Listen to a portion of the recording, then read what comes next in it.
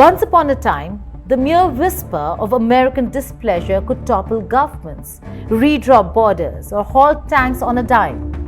Washington wrote the trade rules through the WTO, stared down Moscow in the Cuban Missile Crisis, bombed Libya into submission, invaded Iraq at will, and treated the world as its playground.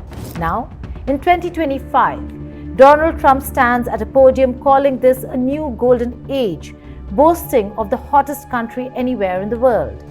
And now we have the hottest country anywhere in the world. It's not even close. We have the hottest country in the world.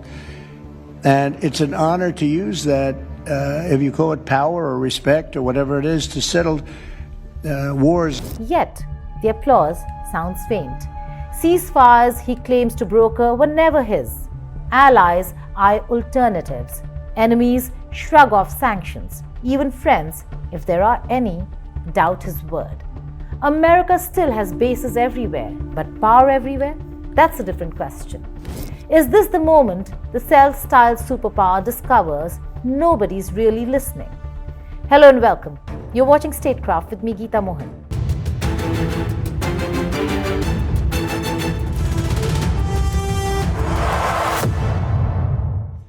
President Trump keeps insisting America is still number one, largest economy, strongest military, one war a month peacemaker.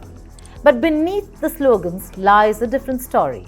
A country retreating from multilateral leadership, shrinking its global footprint, and turning inward.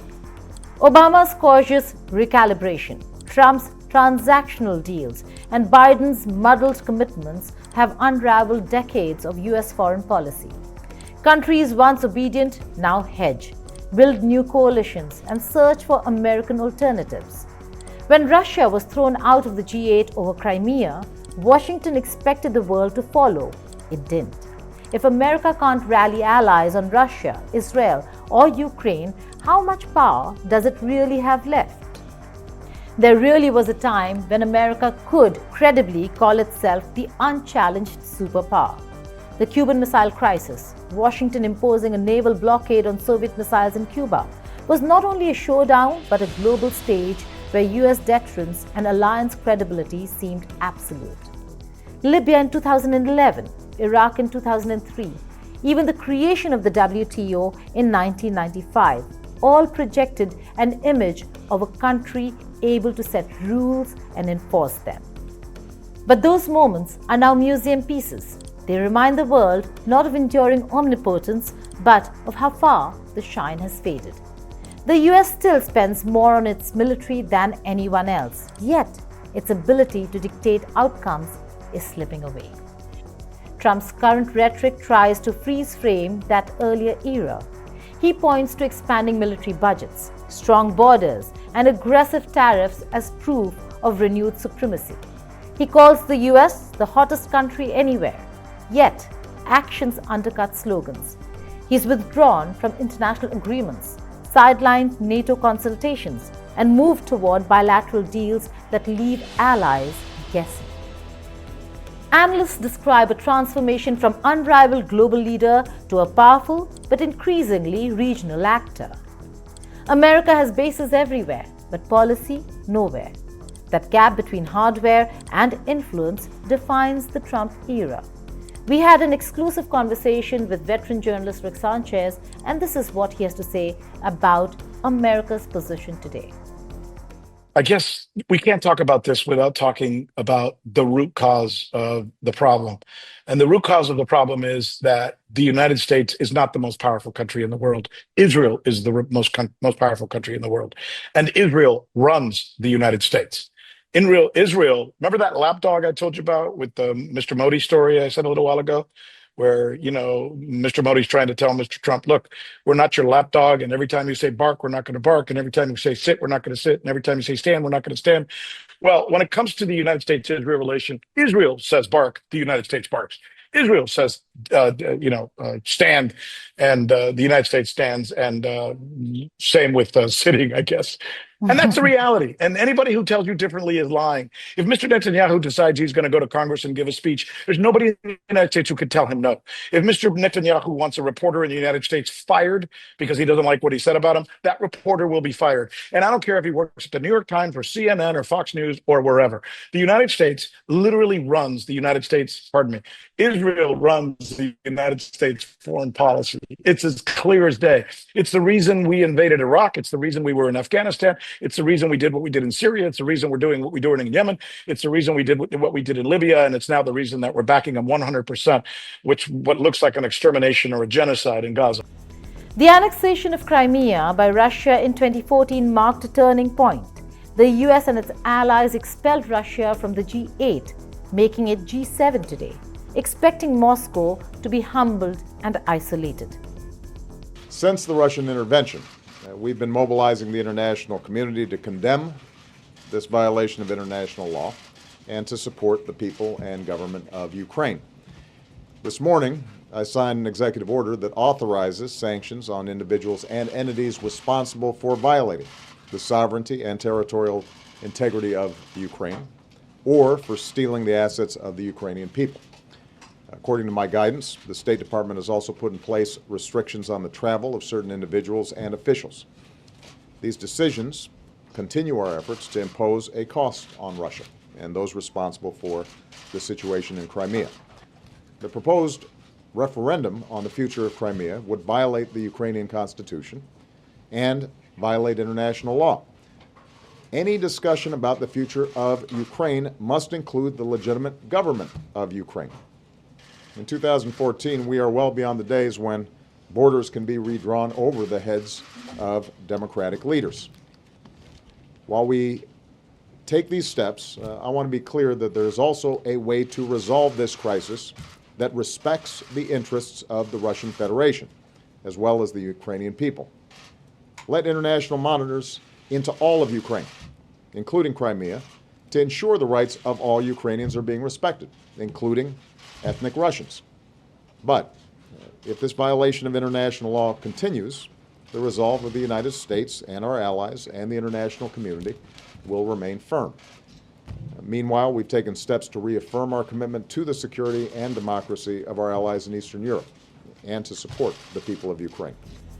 Instead, Russia brushed off the snub, doubled down in the G20, and deepened ties with China. Western democracies dutifully imposed sanctions, but much of the world refused to line up behind Washington. That episode revealed a new reality. The US can no longer assume global obedience. Multipolarity has teeth. Even now in 2025, Trump's ceasefire announcements on Ukraine come with caveats and public spats with President Zelensky. Billions in aid and Patriot missiles flow eastward, but the war's outcome is beyond Washington's control. Washington dangled NATO membership in front of Kyiv for years, knowing full well it would inflame Moscow. Successive US administrations promised open doors and eventual membership without any real timetable, a carrot that helped pull Ukraine westward but left it exposed. When the war broke out, America poured in billions of dollars in weapons, training, and intelligence, turning Ukraine into the best armed non-NATO military in Europe. This isn't altruism, it's strategy. Weaken Russia without putting US troops at risk, and signal to allies that Washington still bankrolls the fight for Europe's security.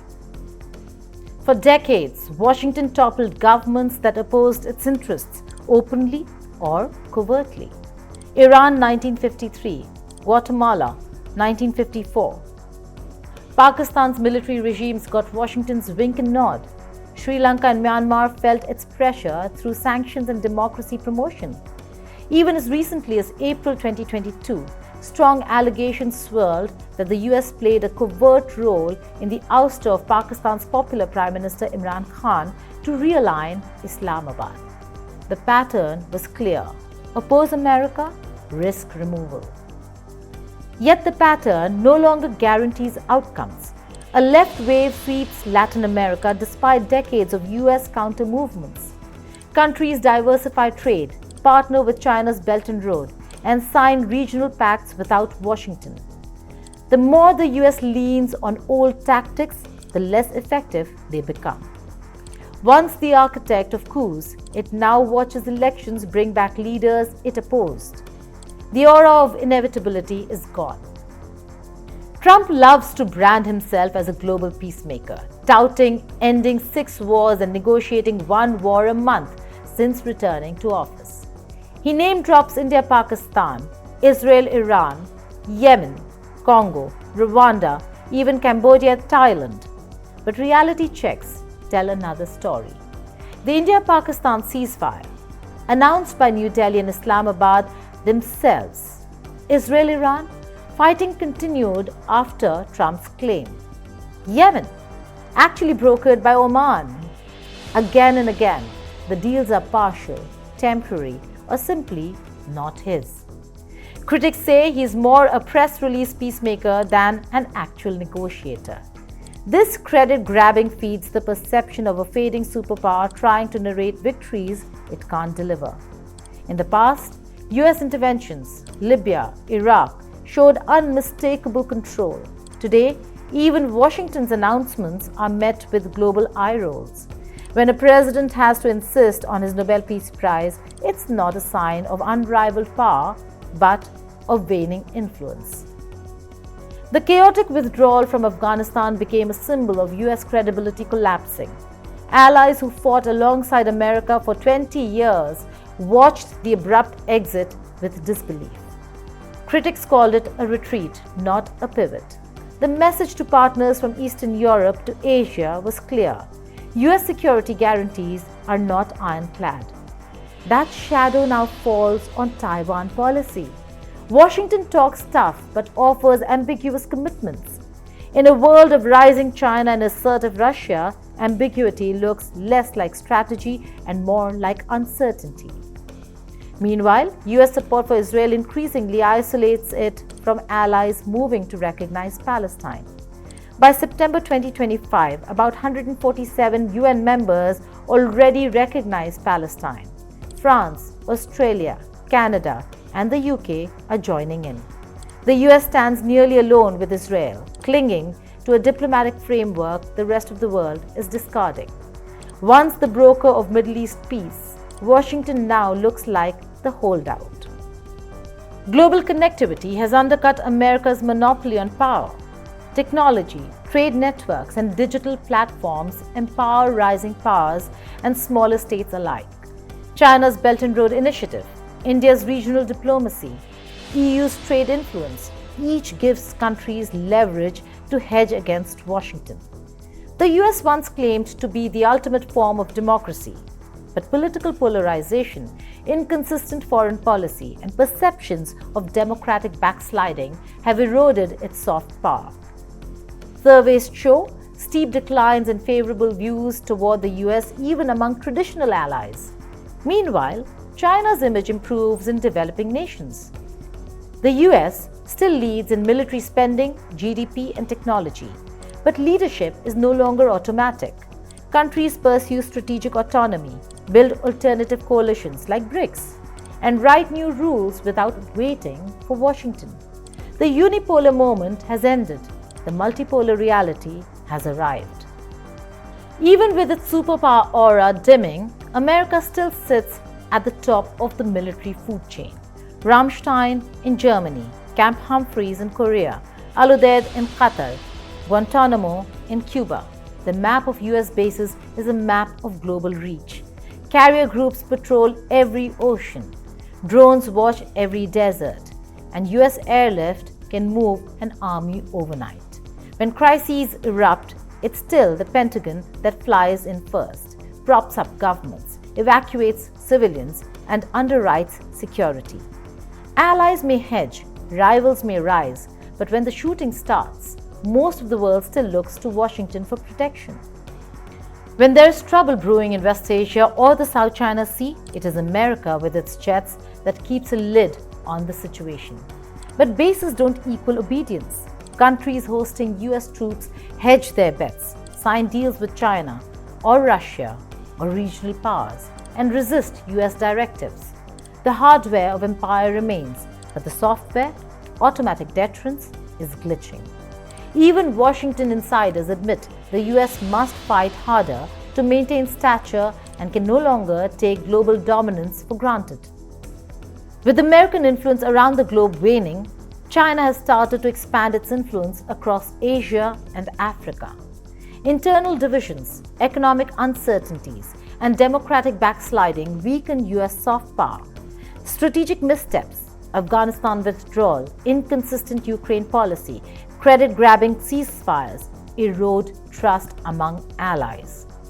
The US is still ranked number 1 in power indices, but power on paper is not the same as power in practice. Trump calls it a golden age. The world calls it something else, transition. Even on issues where America once led unchallenged, West Asia peace, trade norms, human rights, the new pattern is divergence. Allies recognize Palestine, join non-US led trade agreements, or bypass American sanctions. Multipolarity is not a future scenario, it's here. Is America a fading superpower? The evidence says it is at least a contested one. It still commands unmatched military reach, economic depth, and a network of bases, but nobody automatically listens. Not on Russia, not on Israel, not even on conflicts Trump claims to have ended. The old formula, threaten, sanction, topple, no longer guarantees results. The self-styled ultimate form of democracy is discovering that influence without credibility is just noise. And Trump, he still thinks in 1962 terms, seeing himself as Kennedy at the brink, the indispensable man at the indispensable nation. But the Cuban Missile Crisis moment is gone. The Libya and Iraq moments are gone. The WTO moment is gone. What remains is a president claiming peace plans the world doesn't credit and a country projecting security without consent. So the real question for 2025 is not whether America is still powerful. It is. The question is whether power without listeners can still be called superpower status at all. America once wrote the rules. Now it negotiates exceptions. It once toppled governments with a nod. Now it tweets ceasefires nobody confirms. It once expelled Russia from the G8 expecting compliance. Now Russia, China, India and others build parallel structures. It once claimed the moral high ground. Now allies recognize Palestine while Washington stands almost alone with Israel. Trump calls this the golden age. History may call it something else entirely. A last loud echo of a superpower discovering its voice no longer carries. Thank you for watching Statecraft.